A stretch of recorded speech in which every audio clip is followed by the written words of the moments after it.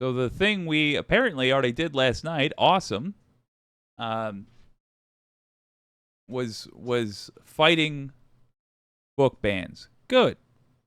Here's why we're fighting them. Ali Velshi talked about the Tulsa race massacre, which I did not know about until it was a plot point in a HBO series. How sad is that? It happened in the country I live in. If you don't know what the Tulsa race massacre was, Ali Velshi breaks it down very well in this clip. Let's have a look. On MSNBC, of course. Back in 1906, a wealthy black landowner by the name of O.W. Gurley purchased 40 acres of land in Tulsa, Oklahoma, and named it Greenwood. Greenwood's population was made up mainly of formerly enslaved black people who wished to escape the racial terror that they experienced elsewhere in search of a better life following the Civil War. Gurley opened a black boarding house and grocery stores, and he sold land to other black people, allowing them to secure their own homes and open their own businesses. By the way, I note that that is also something the Jewish community does. It seems to me like if there is a group of underprivileged folks, a great technique for protecting yourselves is to do that. Give the best deals you possibly can to other folks going through the same. Word spread. I don't know about the morality of it, for the record.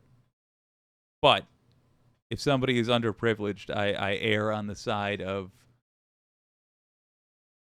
them doing better in life because there's already a ridiculous amount of folks being just arbitrarily kicked down. About the opportunities, and black Oklahomans flocked to Greenwood. The Greenwood district operated independently, had its own school system, post office, bank, library, hospital, public transit, tons of businesses, restaurants, hotels, clothing stores, movie theaters, and barbershops. It was affectionately nicknamed Black Wall Street. In no time, Tulsa's Greenwood district became one of the most affluent African-American communities in the United States in the early 20th century, a community built by black people for black people. But what took years to build burned to the ground in one day. Word spread about black prosperity, particularly to white residents who resented it and saw the black community as inferior. There was a resurgence of the Ku Klux Klan. Lynchings proliferated across the country, and black voting rights were under attack in Oklahoma. On May 30th, 1921, 102 years ago last week, 19-year-old Dick Rowland, a black shoe shiner, was accused of sexually assaulting a white woman in an elevator. The accounts of what really happened vary, but when Rowland was arrested, an angry mob of white men marched to the courthouse demanding that he be handed over to them for a lynching. Chaos broke out over the next few days. The angry armed white mob multiplied and outnumbered a group of black men who had gathered to try to guard Dick Rowland. As dawn broke on June 1st, 1921, thousands of white citizens descended on the Greenwood district. Businesses were looted. An area of 35 city blocks burned to the ground. Historians estimate that about 300 black Greenwood residents were killed. It is bizarre to me how little things change. I wonder, speaking of banned books, if if To Kill a Mockingbird was in part based off of that. I keep thinking about Atticus Finch sitting outside the jail with a lamp so he can read.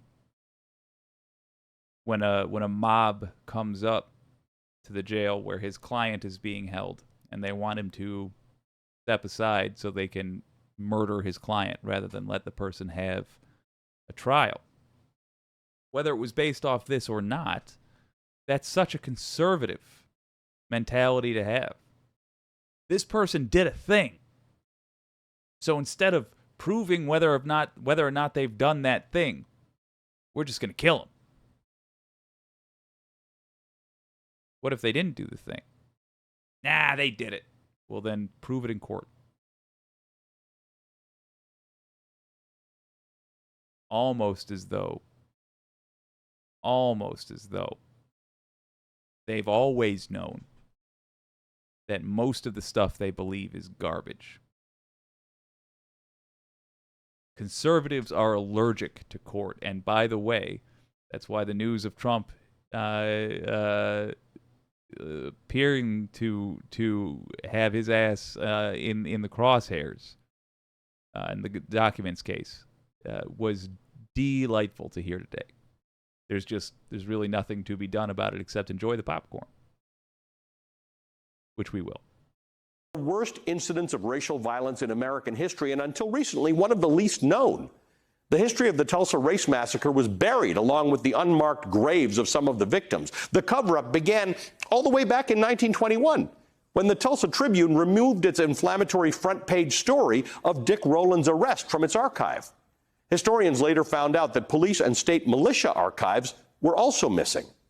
For decades, the Tulsa massacre was overlooked in classrooms, even in Oklahoma. The state... Just a little bit of snark, gonna toss it in there.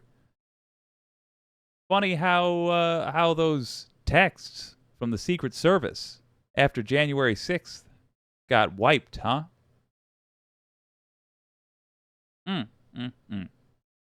Makes you think. Has included the Tulsa race massacre in its academic standards since 2002, but the standards didn't say what teachers should teach and how they should teach it, so little, if any, time was ever spent on the topic.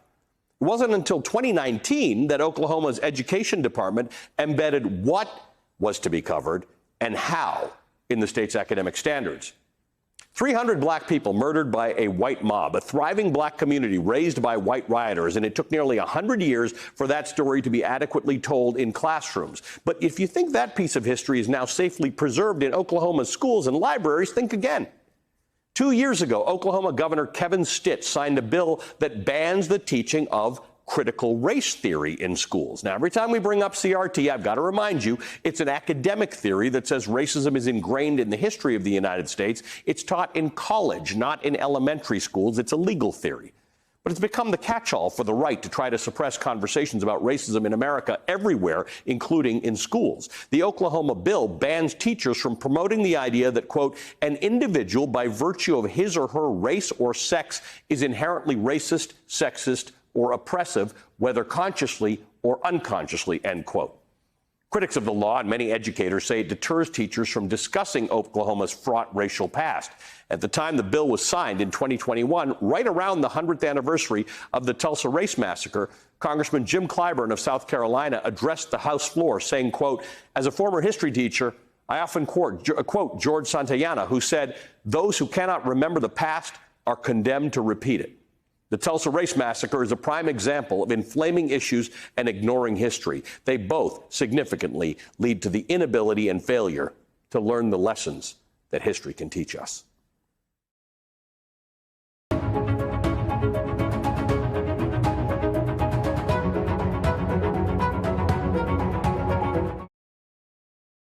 Hey, gang. Hey, gang. We killed a whole town when we had radios and cars, movies. We killed a town.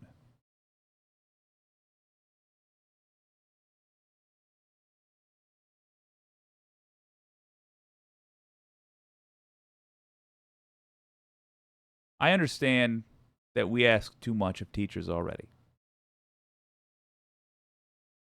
We nonetheless need, and this is not just, this is not right, and we should do everything we can to help, but we nonetheless need teachers to break this law.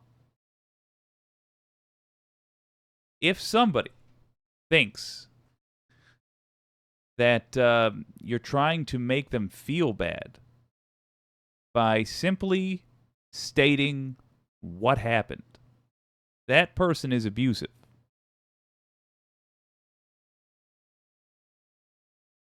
That person is not an honest actor. That person cannot be involved in the conversation with what happens going forward. I'm talking about politics here. I'm not saying that if you're replaying somebody's mistake over and over to no point, that's a good thing. But the thing is, we kind of need to know why a town full of people got killed. Because we don't want another Tulsa massacre.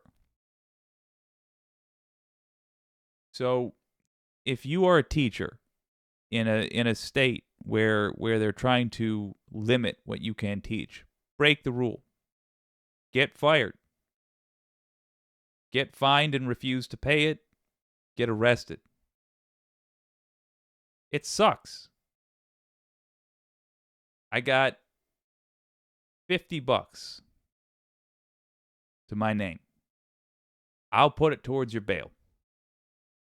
That's not enough, I know. But we cannot participate with unjust laws. We can't all be the people that need protecting. The people who are supposed to protect us, that is the government. And they failed. So who's next? The bravest amongst us are going to need to step up. In 2024, that is when all of this stuff can end. That is when we can have sanity again. But we've got to make it as ugly as it needs to be. We've got to make them do the evil things they are threatening to do if we don't stop defending minorities of all kinds. If we don't agree to be ignorant, they have said they're going to do evil things. They're going to fine teachers. They're going to arrest people for traveling to have an abortion. We've got to make them arrest us and fire our teachers. And generally, we need to just refuse to accept the bizarre cruelty that these people who gerrymandered their way into leadership have issued forth, have said the law now is that we are going to be moronic, evil sadists. No, we have to break that law. That simple.